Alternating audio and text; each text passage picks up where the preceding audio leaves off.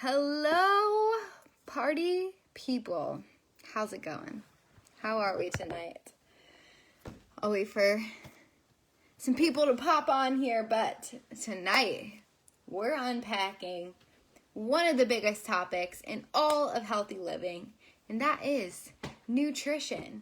What's up, Nikki? Glad you're joining us. All right, guys, I am actually really hungry right now. What's everyone having for dinner tonight? Drop your dinner below. I need suggestions, guys. Drop your dinner. Drop what you're eating. What's up, Alexa? All right, guys. I'm not kidding. I've got to have you drop your dinners below. I need some inspo right now because I'm about to. I need something to eat. Tonight's resource is really, really cool too. I'm excited for you to get it. Mozzarella ravioli and salad. That sounds amazing. I might need that recipe for real though. That sounds great. What? My husband's right here. What do you think we should eat for dinner? Spaghetti and meatballs. Spaghetti and meatballs. Okay, deal. Guys, if you get the Bonza spaghetti, they're made out of chickpeas and it's very high in protein, and then you can get some chicken meatballs or turkey meatballs. Really, really good. That's usually my go-to. And my go-to sauce is vodka sauce. I think it's just so good. Fettuccine Alfredo. Yes, girl. Yes. Lydia, breakfast for dinner. Scrambled. Girl, I love breakfast is my meal. I could have it for breakfast, lunch, and dinner every day, I think. I'm obsessed. Lydia and I had a photo shoot today, so that's why I'm looking very whew. Hair is curled, not up in a bun like usual. Just thought you guys should know because this is not real life here.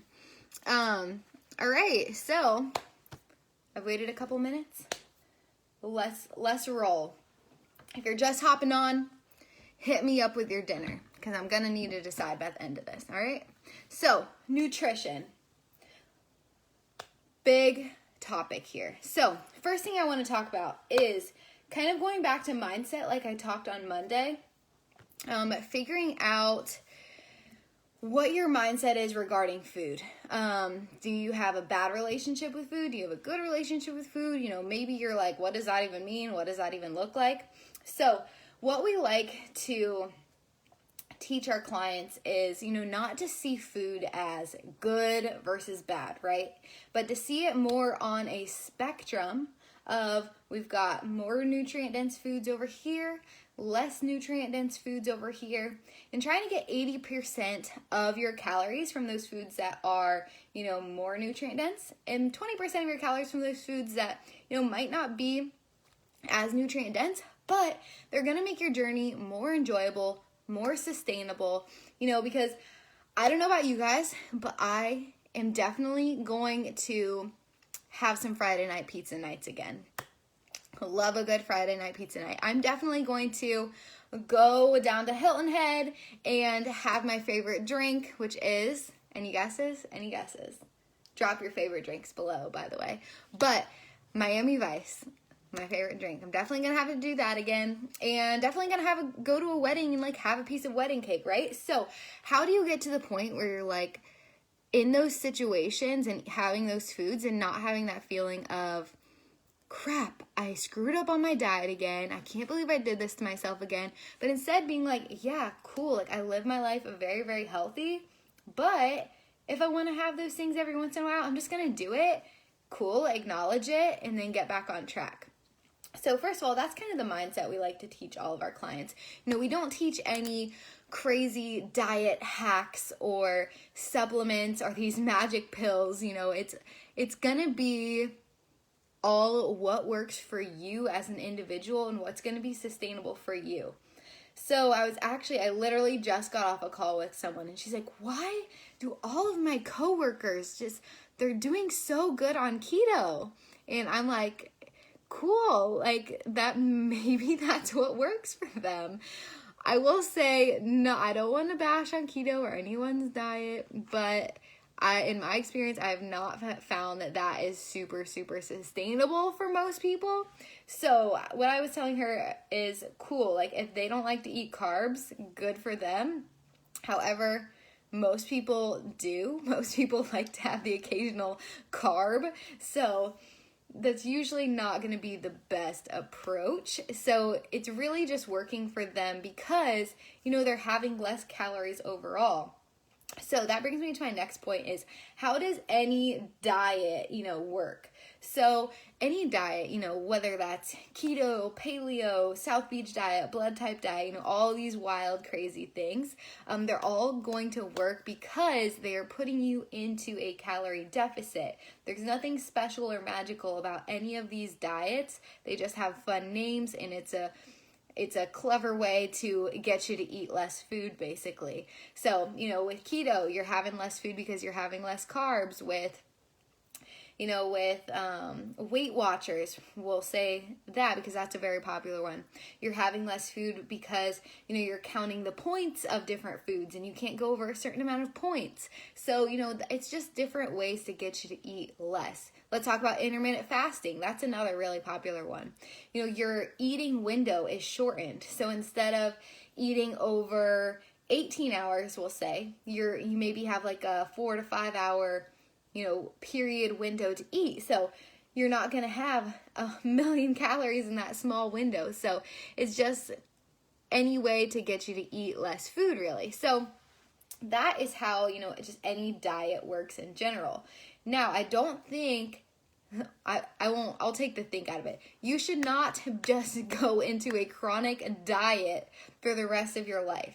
That's where, metabolic adaptations start to go to the toilet. So when you go into a diet, tell yourself, okay, I'm going to go into make it a phase and be like, okay, I'm going to go into this dieting phase for 10, 12 weeks, maybe slowly decreasing my calories, slowly upping activity so that, your calorie deficit kind of increases. Yes, no one wants to diet for the rest of their life. So don't just go into this chronic, I'm just going to diet for the rest of my life kind of phase. So give yourself a timeline and do it methodically. Just slowly lower your calories, slowly up your activity, increase that calorie deficit there for a little while. And then you can go into these phases where then this is kind of getting a little bit complicated. I won't touch too much on this. It really helps if you have a coach in these scenarios to coach you through this. But after dieting, start increasing your calories a little bit, going through that reverse diet, and then getting to a point where you can just maintain and just eat a decent amount of food, not gaining or losing any weight, but just being happy with how your body is at that moment in time. And then if you want to go into a dieting phase again at some point down the road, do that.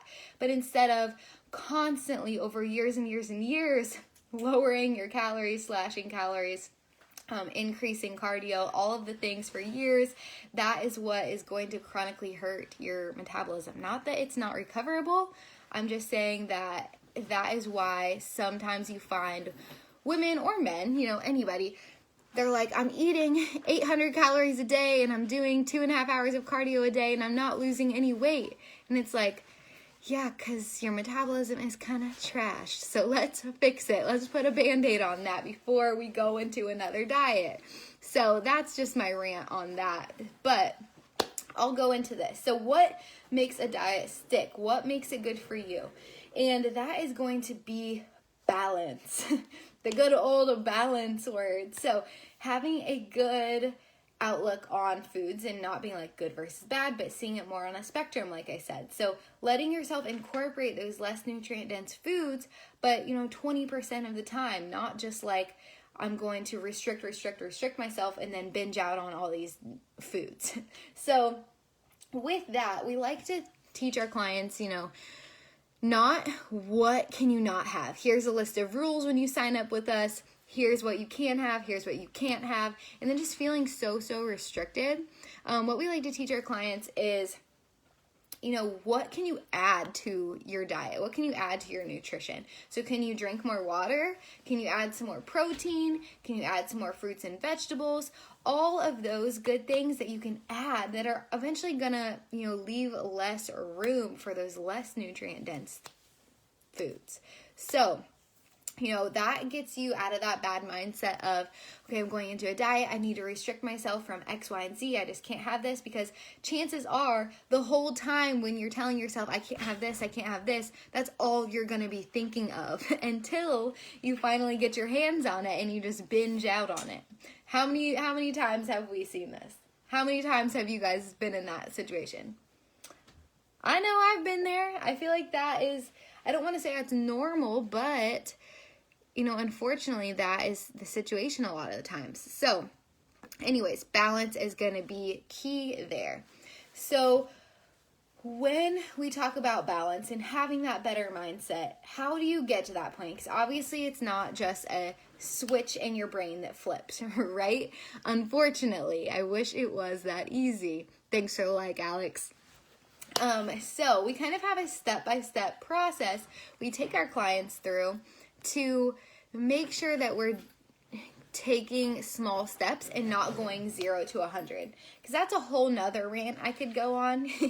That when you're feeling motivated sometimes, that you go 0 to 100 way too quickly, doing all the things, doing all the workouts, doing all the cardio, tracking every gram of macro, doing all the things that lead you to getting burned out. So taking a step-by-step, more methodical, more directional approach to things is gonna lead to less burnout in the end. So with our clients, I'm gonna give you the inside scoop here on exactly what we do, what our steps are. So step 0, so level 0 here, we like to have all of our clients just start tracking their food to begin with, for 2 reasons.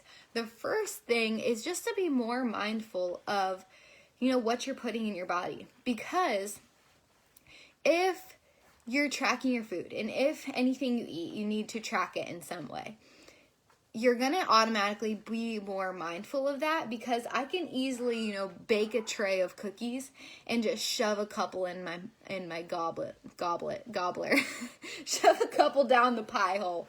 So easy, I could just shove a couple in my mouth, and it'd be so easy to just go on with my life after that. But if I know that I am going to eat a couple cookies, and then after that I have to get out my phone, I have to pull up my MyFitnessPal, I have to scan the barcode on the cookies and track my 2 cookies. It's like kind of a process, right? I mean, it gets easier as you do this, okay? But it's kind of a process that's going to make me think, hey, do I really want these cookies, or do I just want that instant gratification of, shoving some cookies in my mouth? Most of the time, it's probably just I want that instant gratification. However, if you're like, hell yeah, that is worth it, I want these cookies, then sure, go for it. As long as that fits in your goals at the end of the day, go for it. So that's kind of the first reason why we have clients just start out by tracking their food. The second reason is to get a baseline of where you're starting from. So when you're just first starting out tracking, you're automatically going to be more mindful, right? But you don't want to make huge changes right at first before you get a baseline, because you're going to want to know where you're starting from before you give yourself all these goals. So, first thing is to just start tracking. Then, once you kind of have your baseline, you want to start giving yourself goals. The first goal we kind of give our clients is just a calorie goal to hit. Nothing super crazy, nothing super complicated, right? Everyone's like, what do I set my macros at? How do I start tracking macros? It doesn't need to be that complicated right off the bat. Just start with a calorie goal, okay? And give yourself a little bit of grace here. You don't need to, first start tracking anything for the first time and then have to hit it right on the head, right? So give yourself kind of some grace there. We tell our clients, try to hit your calorie goal within plus or minus 200 calories, and we'll call that a win. So give yourself some grace, give yourself a calorie goal. Then if you can be pretty consistent with that calorie goal, for a couple weeks, then maybe you want to add a protein goal. Because protein is going to be super, super important for 3 reasons. One main reason is recovery purposes. Getting enough protein in your diet is going to make sure that you have adequate recovery. It's going to help with sleep. It's going to help with basically everything recovery related.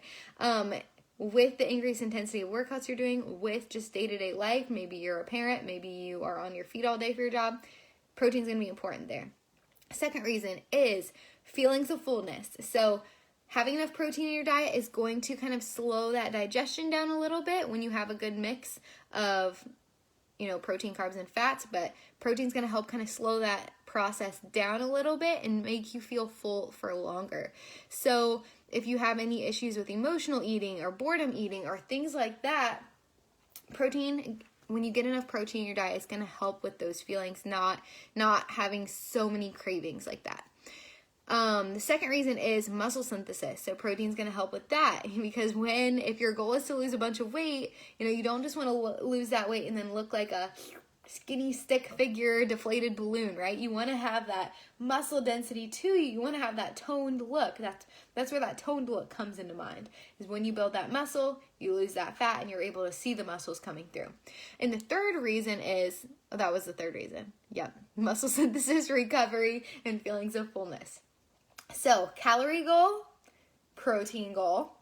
And once you're able to hit that for a couple weeks, then maybe you want to start thinking of getting a little bit more complicated, getting a little bit more fancy with things, and giving yourself full macronutrient goals. So your macronutrients, or your macros for short, are going to be broken down into three things, okay? Your proteins, your carbs, and your fats. Now, I have found in my experience as a coach, the most sustainable nutritional plan for people usually comes from a balance of those three. Not just cutting out carbs completely, not just, cutting out fats or whatever you want to say, but a good balance of all of them, because protein, again, for recovery, muscle synthesis, feelings of fullness, making sure you're getting enough fats in your diet for hormonal balance, and making sure you're getting enough carbs in your diet for energy expenditure, because carbs are going to be your main source of energy. So if you are just trying to diet by cutting out carbs and you feel like crap and you feel lethargic all the time and you feel like you don't have enough energy to do things, you probably need to start adding some more carbs to your diet. So making sure you've got a good balance there. Now, let me back up to protein. Just one more thing I want to add. If you are giving yourself goals and you're not going through a coach, kind of a good rule of thumb, if you're not, very obese, is going to be trying to get 1 gram of protein per pound of body weight. So if you weigh, just a random example, if you weigh 150 pounds and you're a decently, I wouldn't say lean, but you're a healthy weight, then that's probably a good protein goal for you. If you're, a little on the heavier side, a little overweight, maybe you're 200 pounds, but you have a decent amount of, fat stored on you, I wouldn't expect you to hit a 200 gram protein goal every day. So cutting that down to 1 pound of lean body mass. So maybe your goal is 150 at that point. So that's just something to keep in mind there when you're giving yourself specific goals. And then between your carbs and your fats, you can see how many calories you have left over and kind of split those up between the extra calories there. Because again, this is kind of getting into the nitty-gritty of things, but your macros, your proteins, your carbs, and your fats are going to line up with your calories. So there is 4 calories in every gram of protein and every gram of carbs. And there is 9 calories in every gram of fat. Fun fact, there's 7 calories in every gram of alcohol. So that's a whole nother story, but that's just a fun fact there. I don't even know why I brought that up. That's a whole rabbit hole. I'll go into it another time. But anyways, so your calories line up exactly with your macros, if that makes sense. So that's kind of the step-by-step approach there we take with our clients. Not going 0 to 100, but just taking one step at a time. And I always go down. I don't know why. I'm always 1, 2, 3. Shouldn't it go 1, 2, 3? Just a random thought there. Anyways. I hope you guys found this helpful, just kind of breaking down macros, breaking down why diets even work, what's going to make a diet work for me, what makes a diet sustainable, and kind of breaking down those step-by-step approach on, how to get started here with setting nutrition goals for yourself. If anyone has any questions, please drop them now or drop them in the comments. I would love to chat more with you. But without further ado, our resource for tonight is really, really cool. It's going to be a high protein recipe pack. So if you struggle with getting enough protein in, you're going to want to check out this recipe pack. It's awesome. I think it has like, I don't know even exactly how many recipes. I want to say like 50 recipes in it. But we've compiled this recipe book for you guys, all high protein recipes. So check it out. I will put the link to that in the comments. Along with, if you guys have liked what you have heard these past few days and you'd be interested in working with us as a team, Lydia and I are the coaches on the AB Fit Family team. I will put the application to apply with us below in the comments, so check that out as well. I also have in the announcements pinned a video I did going over our programs and everything that would be entailed in our different programs. So check that out if you're interested. The link will be below to apply. We would love to talk with you guys more. If you have any questions, comments, concerns about any of this that we're talking about throughout the week, we are completely open to chat this week. Slide into our DMs, let us know. And we would love to kind of help you out with your own goals, even if it means, you not working with us. We still just love to help people. So let us know, slide into our DMs, put a comment on this post, but definitely check out that high protein recipe guide. I think that is all I have to say. So have a fantastic night, guys. We'll talk tomorrow all about activity, and Coach Lydia is leading that one. So I'll see you guys tomorrow, 6:30 p.m. Eastern time. Be there or be square. Peace.